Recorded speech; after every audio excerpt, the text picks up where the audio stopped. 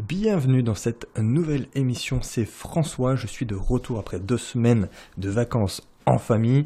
Je reprends les choses sérieuses puisqu'on va aborder encore une fois un sujet épineux. Ça fait quelques émissions maintenant qu'on aborde des sujets un peu pointilleux, touchy, si tu as écouté les émissions précédentes, notamment en septembre et début octobre, sur les signaux économiques actuels, sur les potentielles crises, crash économiques et financiers à venir. On va continuer dans cette lancée, si je puis dire, mais on va aborder un sujet ô combien important, complémentaire. On va parler de géopolitique, on va parler un petit peu d'histoire également avec un grand H pour voir quels sont les impacts en fait sur les marchés financiers. Parce que là, comme on l'a dit et que je le répète au cours des derniers mois, on a eu des événements politiques qui sont très importants puisqu'ils ont pris une influence, on va dire, disproportionnée sur le cours en fait des marchés financiers. C'est facile à comprendre.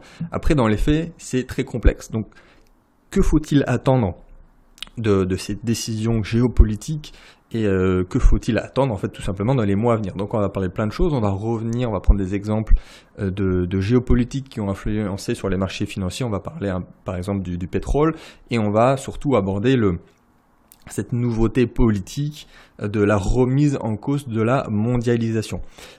Pour ceux qui veulent aller plus loin, je le répète de suite pour pas attendre la fin de l'émission pour le faire, mais il y a mon nouveau programme qui est disponible. Je l'ai lancé donc le mois dernier, en septembre, suite à mon séminaire à Paris, et il y a 112 personnes qui ont rejoint l'aventure, donc je suis super content parce que j'ai pas fait beaucoup de promos pour le coup, j'en ai juste parlé sur le podcast, et donc si tu veux le rejoindre, et pour aller plus loin sur les sujets qu'on aborde et qu'on va aborder aujourd'hui, donc tu as le lien dans la description. Revenons à notre sujet du jour, au podcast donc sur la géopolitique, quel impact sur les marchés financiers.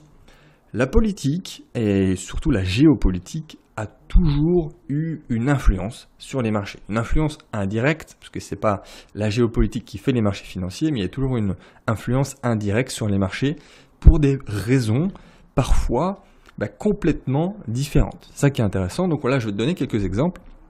Et on va à la fin conclure sur ce constat, sur cette nouveauté politique, si je puis dire. Donc il y a toujours eu un lien historique. Par exemple, après la Seconde Guerre mondiale, la géopolitique a eu une influence sur les marchés mondiaux. Essentiellement du fait des tensions sur les marchés en matière première et qui ont suivi sur de nouveaux conflits, notamment avec le Vietnam. Et en 71, donc il y a eu les États-Unis qui ont abandonné la convertibilité en or du dollar, mais surtout fait un peu moins connu à l'époque le pic de production pétrolière aux États-Unis, qui a complètement transformé en fait la donne. Et donc cet événement a introduit, on va dire, une nouvelle donnée qui deviendra la variable géopolitique absolue reliant économie, marché financier et politique, donc c'est le fameux cours du pétrole. Donc ça a duré, et ça dure toujours encore aujourd'hui, mais il y a eu une spirale inflationniste et un crash boursier en 1974 qui était directement lié en fait à la décision de quadrupler le prix du pétrole. Voilà, c'est typique d'un exemple purement géopolitique qui a fait complètement bouleverser les marchés, parce que pour le coup ça a abouti à un crash en 1974, et avec un second choc en 1978, lié notamment à la révolution iranienne qui a entraîné les marchés vers des niveaux plus bas. Pour donner un autre exemple, il y a eu aussi de même en 90-91 l'invasion du Koweït par Saddam Hussein et l'augmentation des cours du pétrole qui ont fait basculer complètement l'économie américaine en récession et qui a fait plonger les cours tout simplement de la bourse. Il y a eu un lien vraiment direct pour le coup. Et voilà, il a fallu attendre que l'US Army capture sans dégâts majeurs les champs pétrolifères du sud de l'Irak en 2003 pour que la reprise boursière post-crise en fait Internet puisse prendre son envol. Donc tu vois, ça fait à la fois dans le sens où ça crache, mais aussi le fait d'avoir une bonne nouvelle sur le cours du pétrole, à ce moment-là, ça a pris son envol. Par contre, après 2010, il y a eu cette connexion qui a disparu, notamment du fait d'un bouleversement majeur, c'était l'invention de la fracturation hydraulique. On ne va pas rentrer dans les détails, mais en gros, ça autorisait la réexploitation de beaucoup de champs anciens, et notamment un bassin très important au Texas, en Oklahoma, qui était exploité depuis très très longtemps, mais qui a surpassé le site numéro 1 sur la planète, qui était en Arabie Saoudite, et qui prenait à peu près 5% de la production mondiale. Donc, c'est un bouleversement qui a eu plusieurs conséquences. Donc, il y a eu une baisse des cours du pétrole importante, et à l'inverse, la minimisation des tensions liées à la géopolitique, que ce soit les conflits russes, ukrainiens ou les combats au Moyen-Orient. Donc voilà, ça c'était vraiment pour te donner un lien historique important avec cet exemple de matière première qui est le cours du pétrole. Aujourd'hui, et depuis quelques mois, on constate un retour de l'incertitude politique qui impacte les marchés pour une raison radicalement différente. Ce que je disais au début, des fois il y a des choses complètement différentes et qui n'ont aucun lien. Et là, pour le coup, à l'instar de l'épisode précédent qui prend sa source aux États-Unis, là c'est l'apparition du consensus de Washington qui supporte la mondialisation et d'une remise en cause en fait de cette dernière, à la fois pour des raisons stratégiques, forcément, en interne aux États-Unis, mais aussi pour des raisons socio-culturelles. Il ne faut pas oublier aussi que depuis la fin, et ça c'est important, de l'URSS en 90 et la mise en œuvre de la stratégie de Xiaoping en 79, qui ont marqué en fait l'entrée de la Chine dans une nouvelle dynamique, notamment l'entrée de la Chine à l'OMC en 2001, et la mondialisation qui sert de toile de fond en fait, on va dire, à la vie économique et financière de la planète. Pourquoi je dis ça ? C'est qu'aujourd'hui, entre l'élection de Trump, les votes du Brexit, c'est vraiment des marqueurs forts de l'apparition d'un nouveau mouvement politique qui remet complètement en cause en fait l'intégration économique mondiale. Donc c'est pour ça que je parle en fait de remise en cause de la mondialisation.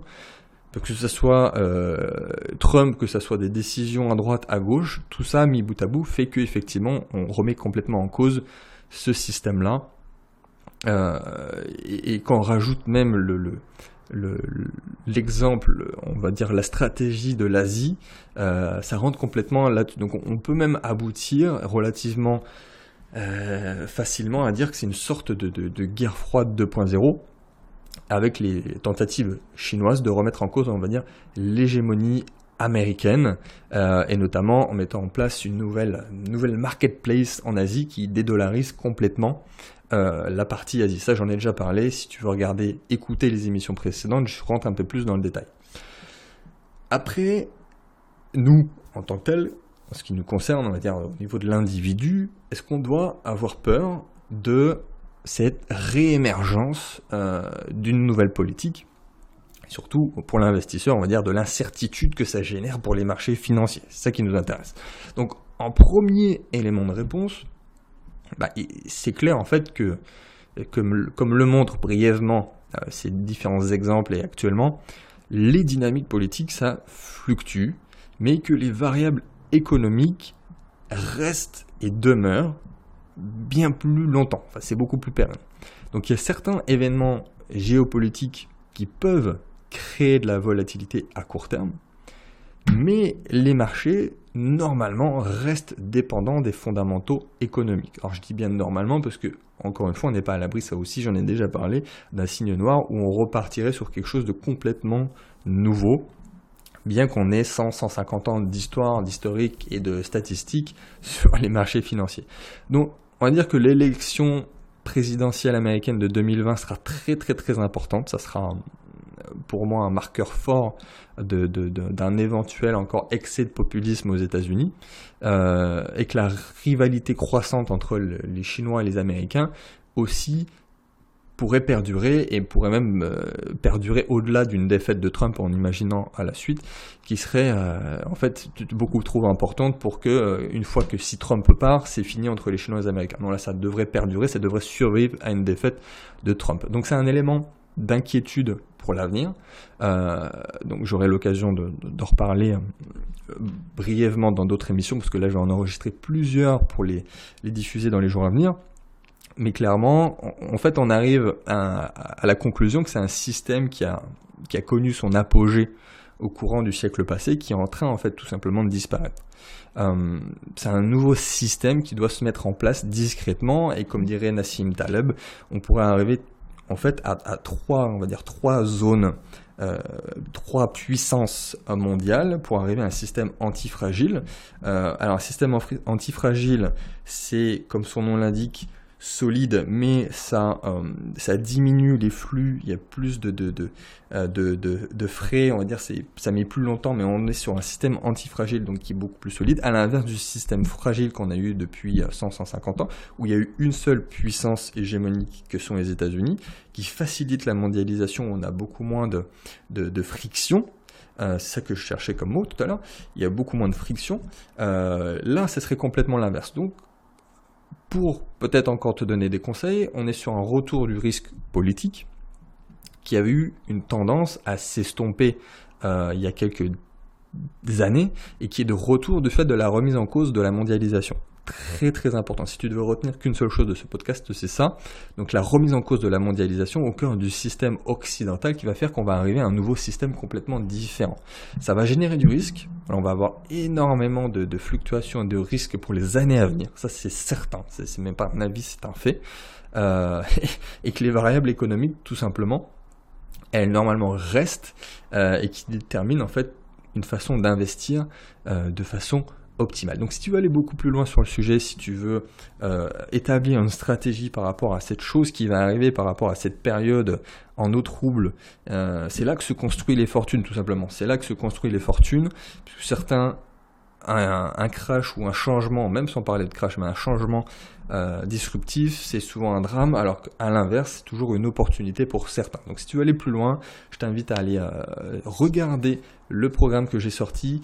N'hésite pas si tu as la moindre question comme d'habitude, et moi je vais enchaîner sur d'autres émissions que je diffuserai dans les jours à venir. Je te dis à très bientôt.